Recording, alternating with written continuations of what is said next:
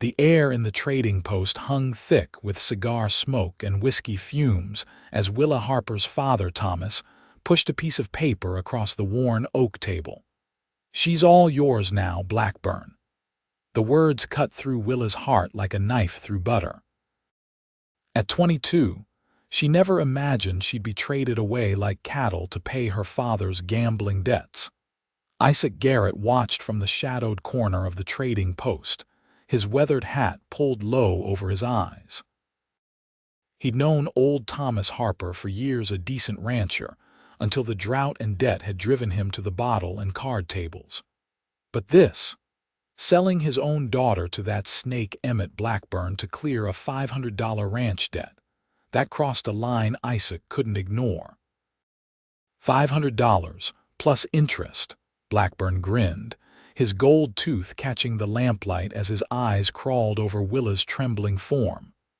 "She'll work it off in my establishment in Silverdale." Isaac knew what kind of establishment Blackburn ran. No decent woman lasted long there before being broken into something unrecognizable. "Father, please," Willa whispered, her blue eyes wide with desperation. Her honey blonde hair was tied back in a simple braid, her calloused hands betraying years of honest ranch work. There must be another way. Thomas Harper wouldn't meet his daughter's gaze. "Ain't no other way, girl. Ranch is bone dry, cattle's dying. This debt's the only thing between us and losing everything." Isaac stepped forward, boots heavy against the wooden floorboards. "I'll pay it." All heads turned toward him. "Well, if it ain't the mysterious Mr. Garrett," Blackburn sneered.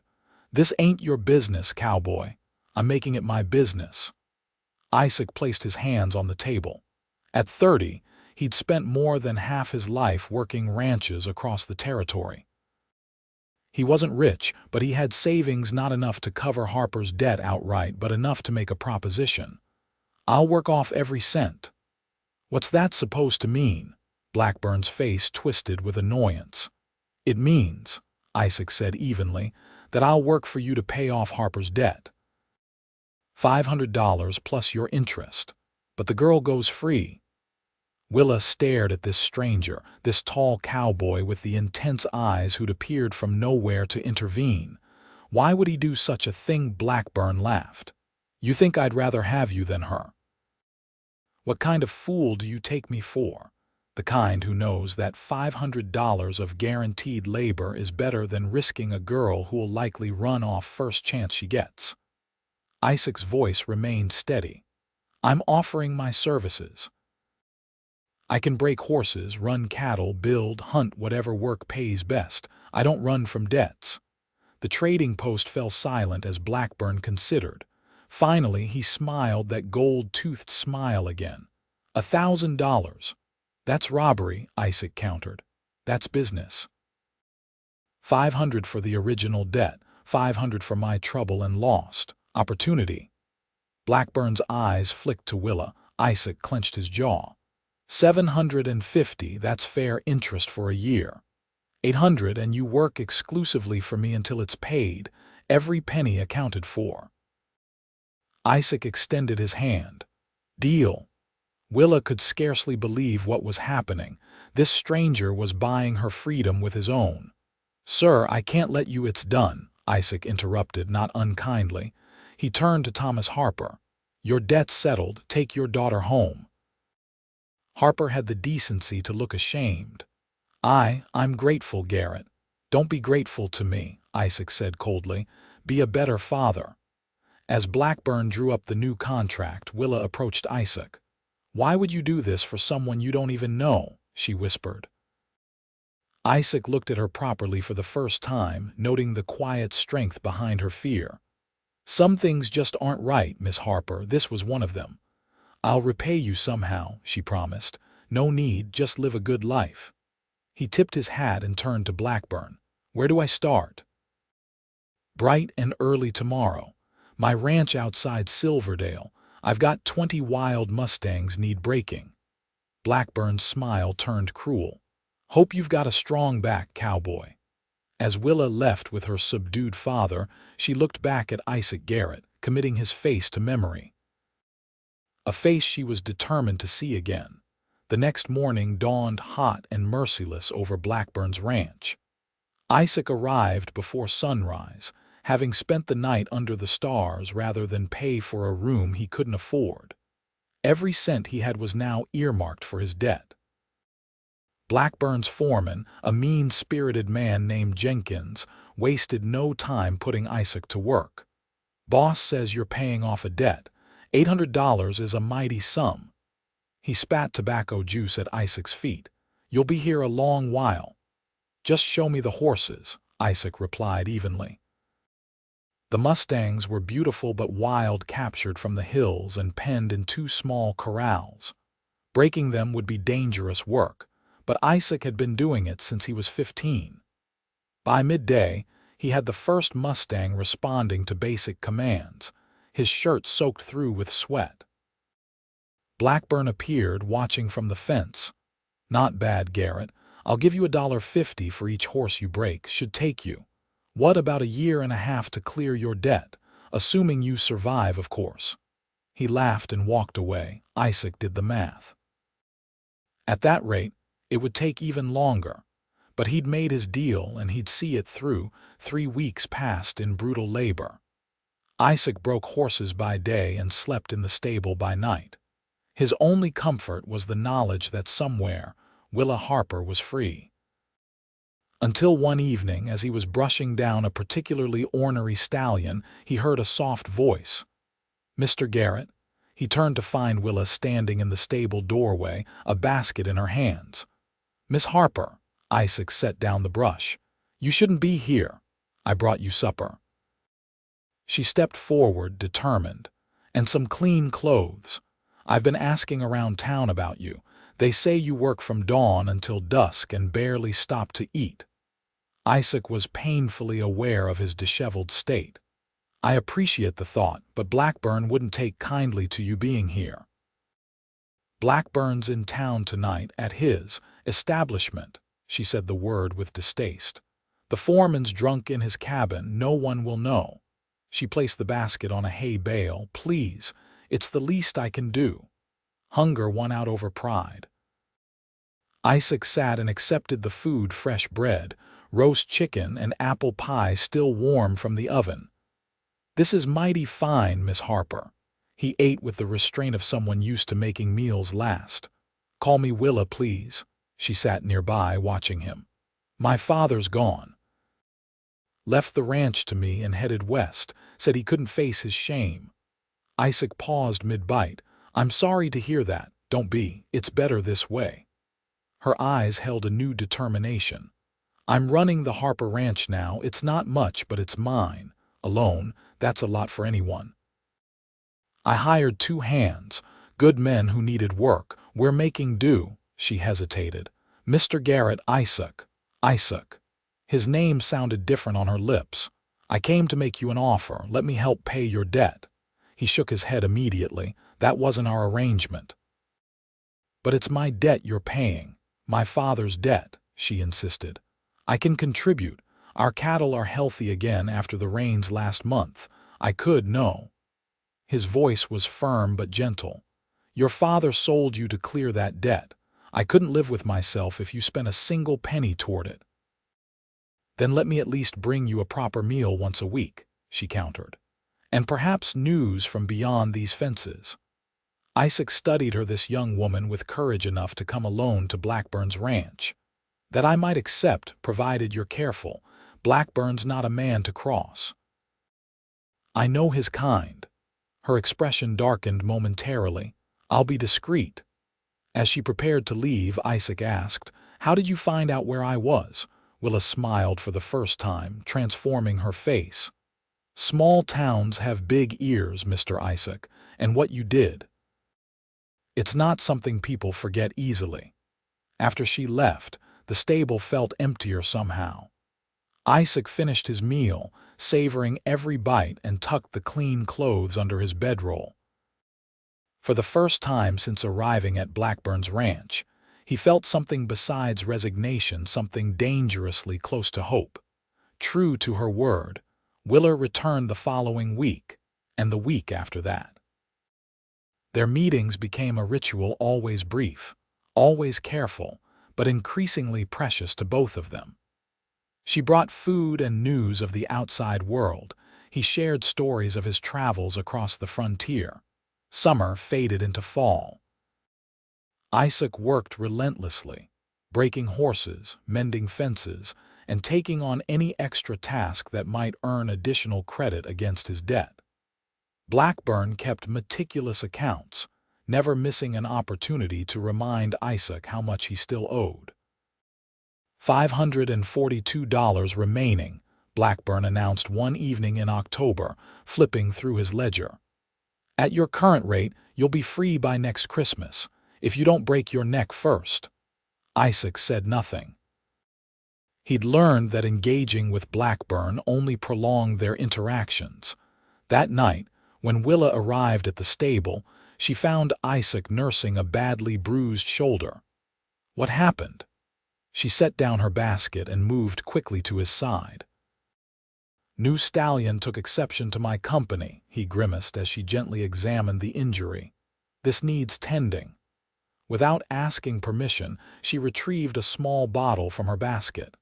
Arnica, take off your shirt. Isaac hesitated, then complied, wincing as he worked the fabric over his shoulder. Willa tried not to stare at the landscape of old scars across his back and chest, testament to a hard life lived without complaint. Her fingers were gentle as she applied the tincture. You're pushing yourself too hard. No harder than necessary. He watched her work, acutely aware of her proximity. There's something I haven't told you, Willa said after a moment. The Harper ranch is doing well, very well actually. The new hands and I have nearly doubled our herd, and the railroad's buying beef at premium prices for the workers. That's good news. What I'm saying is, she met his eyes directly. I could pay off your debt now, all of it. Isaac stiffened under her touch. We've discussed this. No, you've refused to discuss it, she countered. This makes no sense, Isaac. You've already paid half the debt through months of backbreaking work. Let me pay the rest. It's a matter of principle. It's a matter of stubborn pride. Her cheeks flushed with frustration. Why must you suffer when there's no need? Because I gave my word, he said quietly. And because what was done to you was wrong. If I let you pay, then nothing's really changed. Your father's actions still cost you. Willa's hand stilled on his shoulder. Have you considered that perhaps I want to do this? That having a choice in the matter makes all the difference. Their eyes locked, and something shifted between them, an acknowledgement of feelings that had been growing since that first night in the stable. Isaac gently took her hand from his shoulder. I made a deal, I'll see it through. Willa withdrew, hurt visible in her eyes. There are different kinds of cages, Isaac Garrett. Some we're forced into, others we build ourselves. She gathered her things. I won't come next week. I'm traveling to Denver to arrange some business for the ranch. After she left, Isaac sat alone in the darkening stable, wondering if he'd just made the biggest mistake of his life. Willa's absence stretched from 1 week into 2, then 3. November brought bitter winds and the first dusting of snow. Isaac threw himself into his work with renewed determination, taking on the most dangerous horses and the hardest tasks. If Blackburn noticed his recklessness, he said nothing. A broken cowboy would only slow down payment of the debt. On a particularly cold morning, as Isaac was repairing a broken fence line, a rider approached from the direction of town. Not Willa, a young boy, perhaps 13, riding a mule that had seen better days. You Isaac Garrett, the boy called. Isaac nodded, hammering another nail into the fence post. Got a message for you. The boy tossed a sealed envelope. Lady in town paid me 2 bits to deliver it personal-like. Isaac wiped his hands on his jeans before opening the letter. The handwriting was unfamiliar. Mr. Garrett, I represent the First Bank of Denver. A business proposition awaits your consideration. Please meet me at the Silver Dollar Saloon in Silverdale tomorrow at noon. Respectfully, J. Montgomery. Isaac frowned at the cryptic message. He had no business with banks, especially not one in Denver. Boy, he called as the messenger turned to leave. Who gave you this? Don't rightly know her name, Mr. Fancy Lady, though. Proper clothes and such. Willa. It seemed unlikely, but curiosity got the better of him. The next day, having secured reluctant permission from Jenkins to go into town on the premise of purchasing supplies, Isaac found himself pushing through the batwing doors of the Silver Dollar Saloon precisely at noon. The saloon was nearly empty at that hour. A bleary-eyed piano player tapped out a melancholy tune and two miners nursed whiskeys at the bar. In the corner, a well-dressed man in his 50s sat alone, consulting a pocket watch. Mr. Montgomery. Isaac approached the table. The man stood, extending his hand. Mr. Garrett, I presume. Please join me. Isaac sat warily. Your letter mentioned a business proposition. Indeed. Montgomery signaled for the barkeep to bring coffee. I'll be direct. I'm authorized to purchase your debt contract from Mr. Emmett Blackburn. Isaac's eyes narrowed. By whom? My client prefers anonymity at this stage, Montgomery replied smoothly. What's important is that the offer is legitimate. $542, I believe, is the current amount, give or take, Isaac confirmed, increasingly suspicious. Why would anyone want to buy my debt? The coffee arrived, and Montgomery took a careful sip before answering. My client has business interests in the region and believes you could be an asset. Your reputation as a horseman is considerable. So your client wants to buy my debt just to have me work for them instead. Seems complicated. Not at all. The debt would be considered paid in full. You would be free to accept or decline any employment offer thereafter. Montgomery extracted a document from his briefcase. This is a bank draft for the full amount, payable to Mr. Blackburn upon transfer of your contract. Isaac studied the draft. It appeared legitimate, bearing the seal of the First Bank of Denver. What's the catch? Montgomery smiled thinly. No catch. My client simply wishes to correct what they view as an injustice. Willa. It had to be. Isaac felt a surge of both gratitude and frustration. Tell your client I appreciate the gesture, but I'll handle my own debts. Mr. Garrett. Montgomery leaned forward, dropping his professional veneer. I was instructed to tell you, should you prove resistant, that sometimes principles must bow to practicality. And that, quote, there are different kinds of cages. Those were Willa's exact words from their last conversation. Isaac's jaw tightened. Furthermore, Montgomery continued, my client authorized me to inform you that refusing this offer would constitute a grave insult, one that might permanently damage certain relationships. That sounds like blackmail, Isaac observed. I prefer to call it incentive. Montgomery pushed back his chair. I'll be in town until tomorrow morning. The offer expires then. He placed a card on the table. My room at the hotel, should you reconsider. After Montgomery left, Isaac sat for a long time, turning the card over in his fingers. Part of him wanted to tear it up out of sheer stubbornness. But another part, the part that had missed Willa with an ache that surprised him, wondered if she might be right. That evening, Isaac returned to Blackburn's ranch and sought out the man himself. He found him on the veranda of the main house, enjoying an expensive cigar. Well, if it isn't my indentured cowboy, Blackburn greeted him. Jenkins says you went to town today. Had a meeting, Isaac said, with a banker named Montgomery. Blackburn's expression didn't change, but his eyes sharpened with interest. And what business does a saddle tramp like you have with a banker? He wants to buy my debt contract, pay you in full. Now Blackburn smiled, revealing that gold tooth. Does he now? And why would he do that? Claims his client needs a good horse trainer. His client, Blackburn chuckled. Wouldn't happen to be a certain Miss Harper, would it? Isaac's surprise must have shown on his face. Oh, come now, Garrett. You think I don't know she's been sneaking onto my property for months? Bringing you food, clothes, comfort. The last word dripped with insinuation.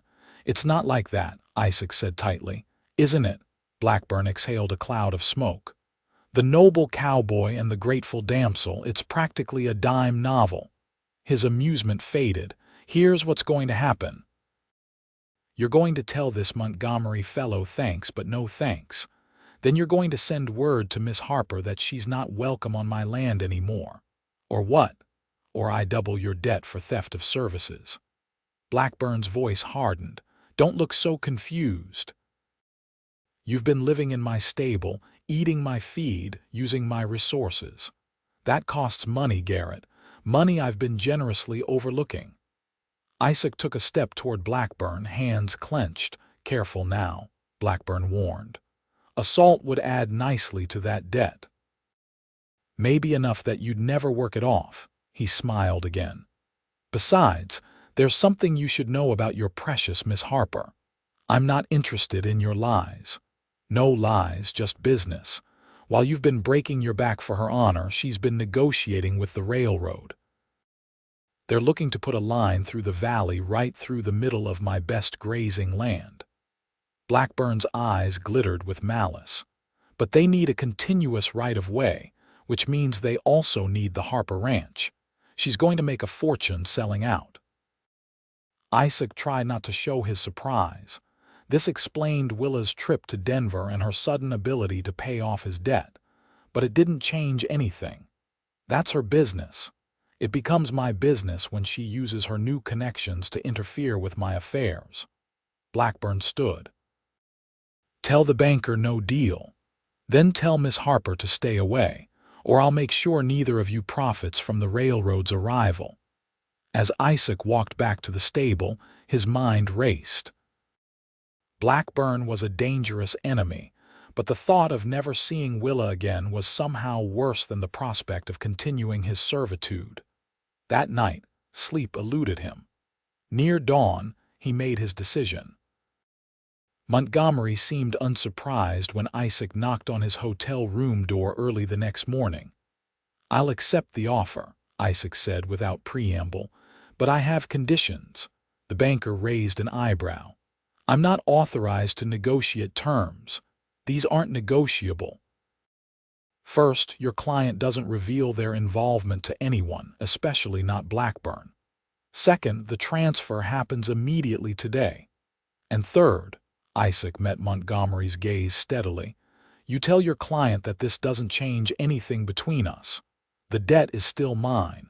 I'll repay every cent. Montgomery studied him curiously. You're an unusual man, Mr. Garrett. Most would simply take the freedom offered and run. I'm not most men. Evidently not. Montgomery gathered his briefcase. I'll arrange the transfer immediately. By nightfall, you'll be a free man. True to his word, Montgomery worked efficiently. By mid-afternoon, Isaac stood in Blackburn's office, watching as the rancher examined the bank draft with suspicious eyes. This is legitimate, Blackburn asked Montgomery. The First Bank of Denver guarantees it, the banker confirmed. Upon your signature releasing Mr. Garrett from his contract, the funds are yours. Blackburn's gaze shifted to Isaac. You think you've won, don't you? This isn't about winning, Isaac replied evenly. It's about finishing what I started. Well, it's finished now. Blackburn signed the release with a flourish. But remember what I said, Garrett. This valley's changing. Those who aren't careful will be swept away. As Isaac walked off Blackburn's property for the last time, carrying his few possessions in a saddlebag, he felt strangely hollow. Freedom should have tasted sweeter. He spent that night in the modest hotel in Silverdale, courtesy of Montgomery, who assured him it was part of the arrangement. Tomorrow, he would need to find real work that paid real wages he could save toward repaying Willa.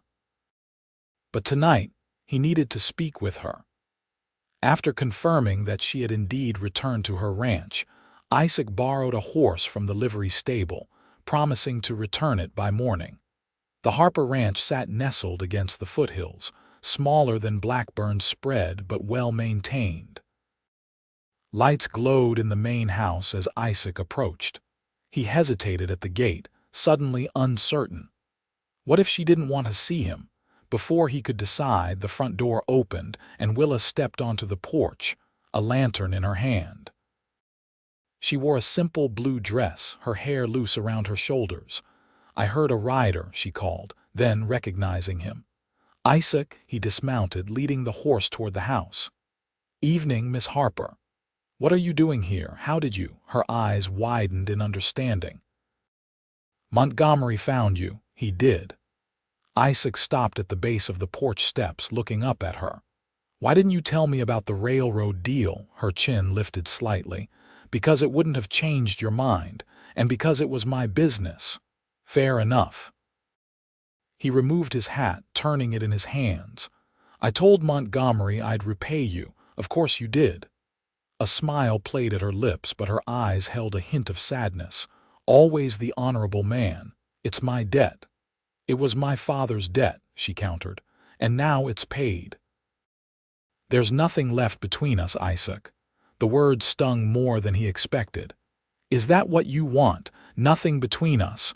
Willa descended the steps until she stood before him. "What I want?" She paused, gathering courage. "What I want is for you to see me as a woman who makes her own choices, not a damsel you needed to rescue." "I never thought—" "You did, though," she interrupted gently.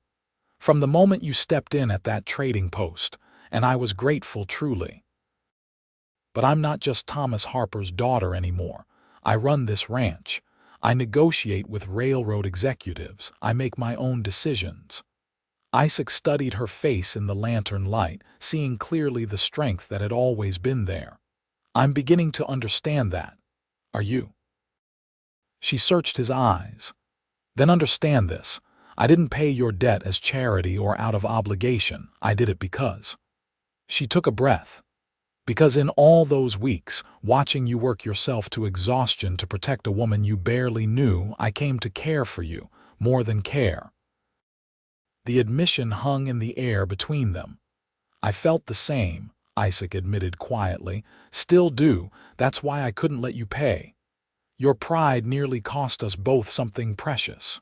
Willa stepped closer. "Don't let it happen again." Slowly, giving her time to pull away if she wished, Isaac reached out to touch her cheek. "I'm not good at needing people, never have been. Perhaps it's time you learned." She turned her face into his palm. "Stay for supper. Tell me what you plan to do now that you're free." That night, over a meal Willa prepared herself, Isaac shared his thoughts about finding work at one of the other ranches in the territory. "I need steady pay if I'm going to repay you," he explained. Willa set down her fork. "I have a proposition." "I'm listening." "The railroad deal means I'll need to move my herd to the north pastures. I'll need someone who understands cattle and horses to oversee the operation." She met his gaze directly. "Someone I can trust. You're offering me a job. I'm offering you a partnership," she clarified. "You'd run the livestock operation. I'd handle the business end. We'd split the profits. Whatever you consider your debt could come from your share." Isaac considered the offer. People would talk. A single woman and man working so closely. People already talk. Willa smiled. "Let them." "Blackburn won't take kindly to it. He threatened to cause trouble if I accepted Montgomery's offer." "Blackburn is about to be too busy to bother with us. The railroad's planning to appropriate part of his land through eminent domain." Her smile turned slightly wicked. "I may have mentioned to the surveyors that his southern pastures would make an excellent route." Isaac couldn't help but laugh. "You're a formidable woman, Willa Harper." "I'm learning to be." She reached across the table, taking his hand. "Is that a yes?" He squeezed her fingers gently. "It's a yes." Winter settled over the valley, bringing snow and quiet days perfect for planning. Isaac moved into the small cabin behind the main house, close enough for daily work, but far enough to keep tongues from wagging too vigorously. Together, he and Willa plotted the spring cattle drive to the north pastures and designed new corrals for the reduced acreage they would have after the railroad came through. In the evenings, they often sat by the fire in Willa's parlor, discussing the day's work before inevitably turning to more personal conversations. Isaac shared stories of his nomadic life before Silverdale, his childhood in Missouri, losing his parents to typhoid at 16, the years of drifting from ranch to ranch, learning the ways of horses and cattle. Willa spoke of growing up as an only child on the ranch, of her mother's death when she was 12, and her father's slow descent into gambling and drinking after years of drought threatened their livelihood. "He wasn't always the man you met," she told Isaac one snowy evening. "Before the hard times, he was kind, generous. He taught me to ride, to shoot, to love this land." "People change when they're desperate," Isaac observed, stoking the fire. "Not always for the better." "Is that what happened with your parents?" Willa asked gently. It was a subject he rarely discussed. Isaac was quiet for a long moment. "They were good people, simple farmers. The fever took my mother first, then my father 3 days later." His voice grew distant. "I buried them myself. Sold the farm to pay their debts and took to the road with what little was left." "You've been paying other people's debts for a long time," Willa noted softly. He looked up at her, his expression open in a way she hadn't seen before. "I suppose I have." As winter gave way to spring, their professional partnership flourished. The ranch hands respected Isaac's quiet competence, and the livestock thrived under his care. Meanwhile, Willa's business acumen ensured the ranch's finances remained solid as they prepared for the changes the railroad would bring. Their personal relationship deepened too, though both approached it with caution. Isaac still insisted on repaying what he considered his debt, setting aside a portion of his earnings each month. Willa accepted the payments without argument, understanding that his pride required it. In March, as the first wildflowers appeared in the meadows, Blackburn made his move. A fence along the property line between his ranch and Harper land was cut overnight, allowing a dozen of Blackburn's steers to wander onto Willa's best grazing land. When Isaac confronted Blackburn's foreman about the incident, the man claimed ignorance. "Probably rustlers," he suggested with poorly disguised amusement. "Been a lot of that lately." The message was clear. This was just the beginning. "He's trying to provoke us," Isaac told Willa that evening as they inspected the damaged fence. "Wants us to retaliate so he can claim we're the aggressors." Willa's face was set with determination. "Then we won't give him the satisfaction. We'll document everything, report it to the sheriff, and keep our heads." "Sheriff Billings is in Blackburn's pocket," Isaac reminded her. "Then we'll find leverage elsewhere." She turned to him, eyes bright with resolve. "The railroad commissioner is visiting next week to finalize the right-of-way agreements. We'll make sure he understands what kind of neighbor Blackburn is." Isaac couldn't help but admire her strategic thinking. "You'd have made a fine general," she smiled. "I prefer rancher. Less bloodshed, more cattle." The harassment continued, a watering hole mysteriously fouled, nighttime shots fired to spook the horses, threatening notes left on fence posts. Through it all, Isaac and Willa maintained their composure, documenting each incident while strengthening their defenses. The ranch hands, loyal to Willa and increasingly respectful of Isaac, took to patrolling the property in shifts. Isaac himself often rode the boundaries at night, rifle across his saddle, watchful for trouble. On one such night in late April, he spotted movement near the creek that marked their eastern border. Dismounting quietly, he approached on foot, using the cottonwoods for cover. In the moonlight, he made out two figures setting something against the bridge that crossed onto Harper land. "That's far enough," Isaac called, raising his rifle. The figures froze, then one bolted into the darkness. The other drew a revolver. A shot cracked through the night air, splintering bark near Isaac's head. Isaac returned fire, his shot finding its mark. The man cried out, clutching his shoulder as he stumbled backward. Approaching cautiously, rifle ready, Isaac recognized Jenkins, Blackburn's foreman. At the man's feet lay several sticks of dynamite, fuse unlit. "You are going to blow our bridge." Isaac kept his distance, wary of a second weapon. Jenkins glared through his pain. "Just following orders. Blackburn's gone too far this time." Isaac kicked the dynamite away. "This isn't mischief, it's attempted murder. Anyone could have been crossing that bridge." "Prove it," Jenkins spat. "Ain't nobody gonna take your word against Mr. Blackburn's." Isaac bound Jenkins' wound tightly enough to stop the bleeding, but not comfortably. "We'll let the sheriff sort it out." "On your feet." Despite Sheriff Billings' clear reluctance, the evidence was too damning to ignore entirely. Jenkins was locked up, though Blackburn posted his bail by morning. As for Blackburn himself, he denied any involvement, expressing shock that his trusted foreman would act so recklessly. "A terrible misunderstanding," he told anyone who would listen. "Poor Jenkins thought he saw rustlers on Harper land and was trying to protect our mutual interests. With dynamite at midnight." Few believed the story, but Blackburn's influence ensured no charges were filed against him personally. The incident marked a turning point, however. The railroad commissioner, in town to finalize contracts, heard the rumors. Concerned about investing in unstable territory, he summoned both Blackburn and Willa to a meeting at the Silverdale Hotel. Isaac accompanied Willa, standing quietly behind her chair as she presented her case with calm dignity.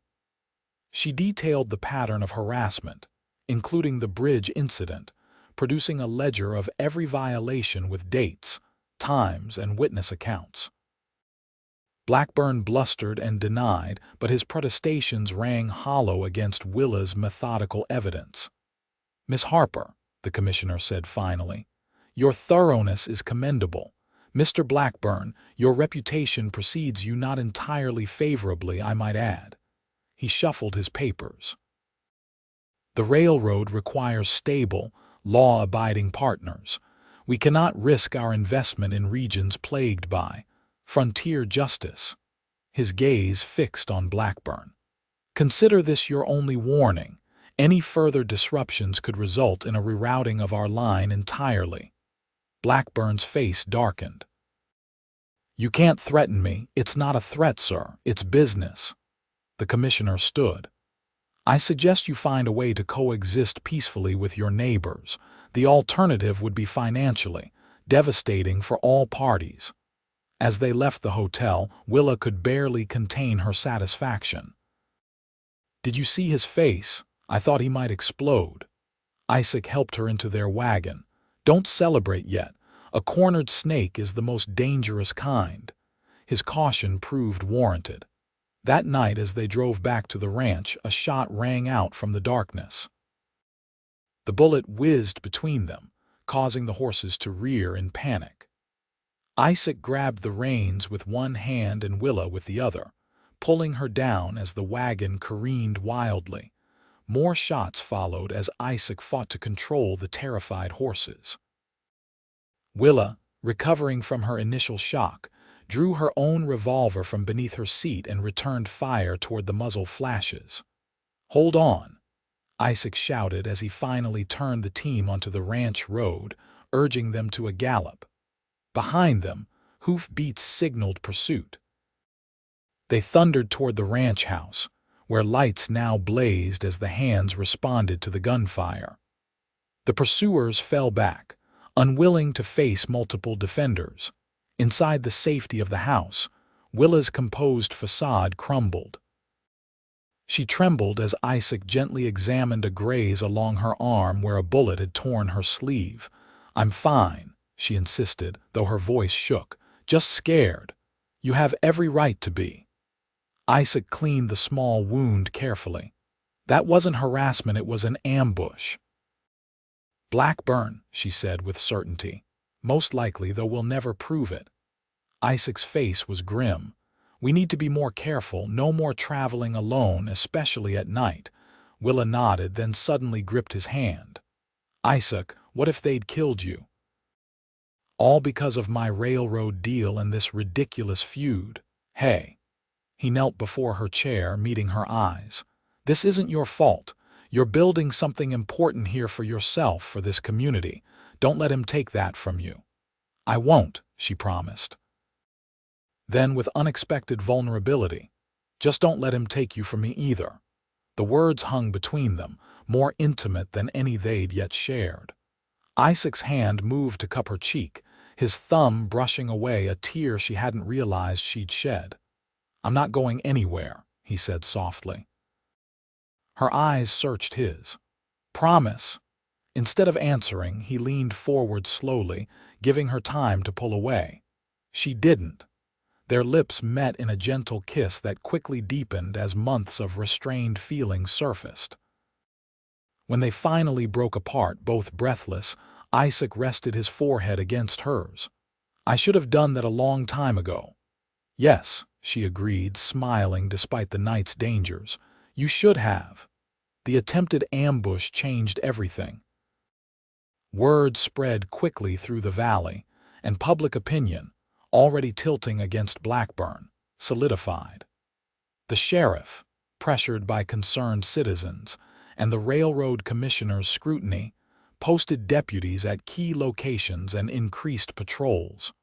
Blackburn found himself increasingly isolated. Business partners distanced themselves, unwilling to be associated with someone who would orchestrate an attack on a respected young woman. By early May, as the railroad surveyors began staking out the new line, Blackburn made one final desperate move. He sent a messenger to the Harper ranch with an offer to buy Willa's land outright at twice its market value. "He's trying to save himself," Willa observed as she and Isaac discussed the offer on the porch. "Without our land, the railroad would have to reroute through his best pastures." "It's a generous offer," Isaac acknowledged. "More than enough for you to buy a larger spread elsewhere." "Is that what you think I should do? Leave?" She studied his face carefully. "It's not my decision to make." He leaned against the porch railing. "This is your home, your legacy." "And what about us?" Willa asked directly. "If I sold and moved away, would you come with me?" The question caught him off guard. They hadn't spoken explicitly about their future, despite the deepening of their relationship over the past weeks. "I'd follow you," he said finally. "If that's what you wanted." Willa stood, moving to stand before him. "What I want is to build something here with you, not just a ranch or a business, but a life." She took his hands in hers. "I love you, Isaac Garrett. I think I have since that first night you brought me supper in the stable." The words he'd longed to hear, yet hadn't dared hope for. "I love you too," he replied, his voice rough with emotion. "Have for longer than I care to admit." Her smile was radiant. "Then that's settled. We stay and fight for what's ours." "What's ours?" he repeated, savoring the words. She reached up to touch his face. "There's one more thing we need to settle." "What's that?" "This ridiculous debt you insist on repaying." She held up a hand as he began to protest. "No, hear me out. You've been setting aside money for months now, determined to pay back every cent of what I paid Blackburn. But did it ever occur to you that I don't want your money? It's a matter of honor." "Yes, I know." Her eyes sparkled with fond exasperation. "What if I told you there was another way you could repay me? Something far more valuable than money?" Isaac raised an eyebrow. "I'm listening." "Marry me," Willa said simply. "Be my husband, my partner in everything. That would be worth far more than $800. For perhaps the first time since she'd known him, Isaac Garrett was speechless. When he finally found his voice, it held a note of wonder. "You're proposing to me?" "I am." Her confidence faltered slightly. "Unless you think it's too soon," or he silenced her doubts with a kiss, lifting her off her feet in his enthusiasm. When they parted, they were both laughing. "Is that a yes?" Willa asked. "That's a yes," Isaac confirmed, "though I think I'm supposed to be the one asking."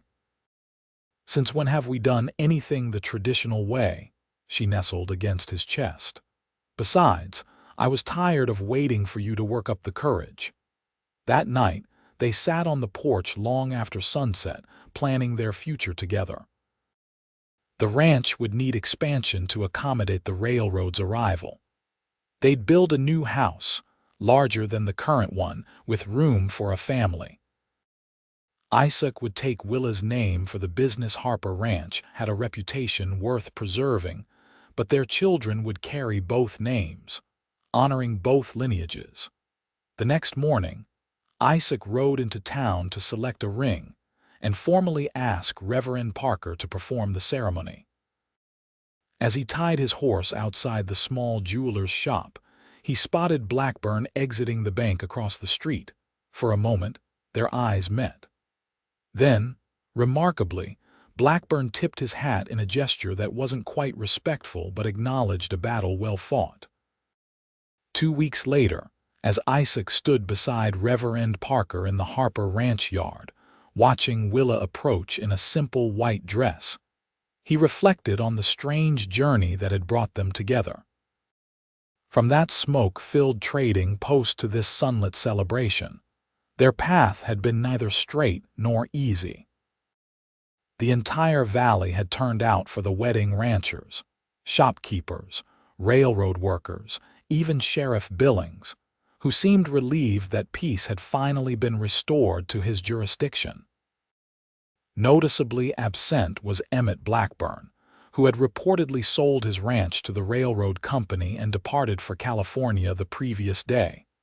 As Willa reached him, radiant in the May sunshine, Isaac took her hands in his. The Reverend spoke of commitment and partnership, of weathering storms together and building something that would last. When it came time for their vows, Isaac spoke from the heart. "I once thought I was saving you," he said softly, for her ears alone. "But the truth is, you saved me. From loneliness, from wandering, from a life without purpose. I promise to stand beside you, to build with you, to love you for all the days I have left." Tears shimmered in Willa's eyes as she replied, "You did save me, in ways you'll never fully understand. Not just from my father's mistake, but from a life half lived. I promise to be your partner in all things, to face whatever comes together, to love you completely and without reservation." As the Reverend pronounced them husband and wife, cheers erupted from the gathered crowd. The celebration continued long into the evening, with dancing in the yard and tables laden with food contributed by neighbors and friends. Later, as twilight painted the valley in purple and gold, Isaac and Willa slipped away from the festivities to stand on the rise overlooking their land. "Happy?" Isaac asked, his arm around her waist. "Completely." She leaned into him. "Though I still can't believe how we started, my father selling me to pay a debt." "Sometimes the worst beginnings lead to the best endings," he observed. Willa turned in his arms. "This isn't an ending, Isaac Harper Garrett. It's just the beginning." As the stars appeared one by one in the darkening sky, they sealed this promise with a kiss, two people who had found in each other not just love, but home. 5 years later, on a warm summer evening, Isaac sat on the porch of their new house, a spacious 2-story home built with the proceeds of their thriving ranch operation. Beside him, Willa rocked their 3-year-old daughter, Emma, while their 5-year-old son, Thomas, named for the grandfather he would never know, played with wooden horses at their feet. The railroad had transformed the valley as promised. Where once there had been only scattered ranches, and the small town of Silverdale, now a proper community, flourished. The Harper Garrett ranch had grown too, expanding northward with land purchased from neighbors eager to sell as they aged. "Papa, tell the story again," Thomas requested, looking up from his toys. "Which story is that?" Isaac asked, though he knew the answer. "The one about how you saved Mama from the bad man." Isaac exchanged a smile with Willa. They'd created a child-friendly version of their beginning, one that emphasized heroism and happy endings while glossing over the darker elements. "Well," Isaac began, lifting his son onto his knee, "once upon a time, there was a brave young woman who ran a ranch all by herself." "That's Mama," Thomas said proudly. "That's right. And one day a man tried to take her away from her home because of something called a debt." "What's a debt?" Thomas asked, as he always did at this point. "It's when you owe someone something," Isaac explained patiently. "In this case, money." "And then you came and saved her," Thomas prompted. Isaac shook his head. "Not exactly. I helped for a while, but in the end your Mama saved herself. And then, because she was so kind and brave, she saved me too." "And then you got married and had me," Thomas concluded triumphantly. "And me," added Emma sleepily from Willa's lap. "That's right," Willa confirmed. "And we all lived happily ever after." As the children were tucked into bed that night, Isaac lingered at the window of their bedroom, gazing out at the ranch bathed in moonlight. So much had changed since that fateful day in the trading post. The debt that had once seemed an insurmountable burden now felt like a strange gift, the price of admission to the life he'd never dared to dream of. Willa's arms encircled his waist from behind. "Penny for your thoughts, Cowboy." He turned, drawing her close. "Just thinking about debts paid and owed, still counting," she teased. "I thought we settled that account long ago. This is a different kind of debt." He brushed a strand of hair from her face. "The kind I'll happily spend the rest of my life repaying." "What debt is that?" "The one I owe to whatever fate or fortune brought me to that trading post on the exact day you needed someone to stand up for you." His voice grew serious. "I could have ridden through town without stopping, could have minded my own business." "But you didn't," she said softly. "That's who you are, Isaac. And now I have everything I never knew I wanted." He gestured toward their sleeping children. "A family, a home." Willa leaned up to kiss him, a gesture that had not lost its sweetness with familiarity. "Then we're even, because I have everything I ever dreamed of." As they stood together in the quiet of their home, surrounded by the life they'd built from the ashes of a desperate bargain, Isaac knew with absolute certainty that some debts could never truly be repaid, and that was perfectly all right.